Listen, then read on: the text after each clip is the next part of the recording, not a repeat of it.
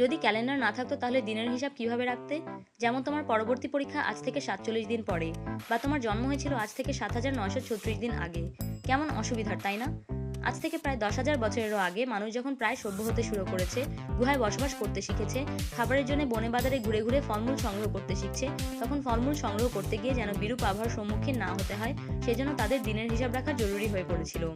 নতুবা খাবারের সন্ধানে গুহার বাইরে এসে প্রচণ্ড শীতে মৃত্যুবরণ করা ছাড়া কোনো উপায় ছিল না। ধীরে ধীরে মানুষ আরেকটু বুদ্ধিমান হয়ে উঠল। তখন তারা গুহার আশেপাশে চাষাবাদের মাধ্যমে ফলমূল এবং শস্য ফলাতে শিখে গেল। কিন্তু তখন দেখা গেল কখন শস্য আবাদ করতে হবে, কখন তা মাড়াই করতে হবে তার হিসেব রাখা দরকার হয়ে পড়েছে। ৪,০০০ বছর আগে চাষাবাদে মানুষ বেশ দক্ষ হয়ে উঠল, এবং তখন সবাই মিলে একসাথে শহরে বসবাস করতে শুরু করলো, এবং শহরে নিরাপত্তায় নিয়োজিত সৈন্য সামন্তের খাবারের জন্য ট্যাক্স বা কর হিসেবে খাদ্যশস্য রাজধানীরে জমা করা শুরু হলো। এই ট্যাক্স সংগ্রহের জন্য দরকার পড়লো ক্যালেন্ডারের। সূর্যের কারণে দিনের হিসাব রাখা মানুষের জন্য বেশ সহজ ছিল।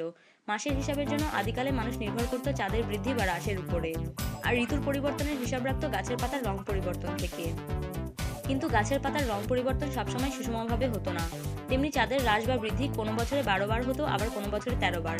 তাই হিসাবের সুবিধার্থে আরও সূক্ষ্ম কিছুর দরকার ছিল। জ্যোতির্বিদ বা গণকদের অনুসন্ধানে তারা বুঝতে পারে মাটিতে পুঁতে রাখা একটি লাঠির ছায়ার সর্বনিম্ন দৈর্ঘ্য বছরের সবসময় একই থাকে না। গ্রীষ্মকালে এই লাঠির ছায়া সর্বনিম্ন থাকে, কেননা সূর্য মধ্য দুপুরে প্রায় মাথার উপরে থাকে, এবং শীতকালে তা দক্ষিণ দিকে সরে যায় এবং ছায়ার দৈর্ঘ্য বেড়ে যায়। বছরের দিনের হিসাব রাখার জন্য ব্যবহৃত বিশেষ এই লাঠির নাম নৌমন। দিনের হিসাব রাখার জন্য অনেক সভ্যতাই এরকম বিভিন্ন ধরনের ব্যবস্থা উদ্ভাবন করতে থাকে।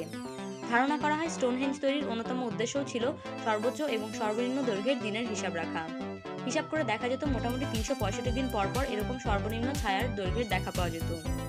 এগুলো ছাড়াও মিশরীয়রা খেয়াল রাখত রাতের আকাশের সবচেয়ে উজ্জ্বল তারা সিরিয়াসের হেলিকাল উত্থানের। হেলিকাল উত্থান হলো সূর্যোদয়ের কিছু আগে সিরিয়াস পূর্ব আকাশে কিছু সময়ের জন্য অস্ত যেত, এবং সূর্যোদয়ের ঠিক আগে আগে আবার তাকে উদিত হতে দেখা যেত। মিশরীয়রা দেখলো এটা ঠিক ৩৬৫ দিনের কিছু বেশি সময় পরপর ঘটে। মূলত ৩৬৫.2507 দিন পরপর ঘটে থাকে। অর্থাৎ দেখা যায় এক বছর আসলে ৩৬৫ দিনের কিছু বেশি, কিন্তু ৩৬৬ দিনের কিছু কম সময়। বর্তমানের আধুনিক যন্ত্রপাতিতে এক বছরের দৈর্ঘ্য পরিমাপ করা হয় ৩৬৫.২৪2199 দিন। আর এই ৩৬৫ দিনের অতিরিক্ত সময়ের কারণে লিপিয়ার বা অধিবর্ষের প্রচলন শুরু হয় খ্রিস্টাব্দ ৮ সাল থেকে। তোমরা কি জানো বর্তমানে সূর্যের চারপাশে পৃথিবীর একবার ঘুরে আসতে যত সময় লাগে, আজ থেকে ২১০০ বছর আগে তার থেকে ১২ সেকেন্ড বেশি সময় লাগতো? যদি মনে কোনো প্রশ্ন জাগে তাহলে আমাদের জানাও আমাদের ফেসবুক বা গুগল পেজে, বা আমাদের উদ্দেশ্য করে টুইট করে, বা ইউটিউবের ভিডিওতে মন্তব্যের মাধ্যমে। এরকম আরও ভিডিওর জন্য সাবস্ক্রাইব করো আমাদের ইউটিউব চ্যানেলে।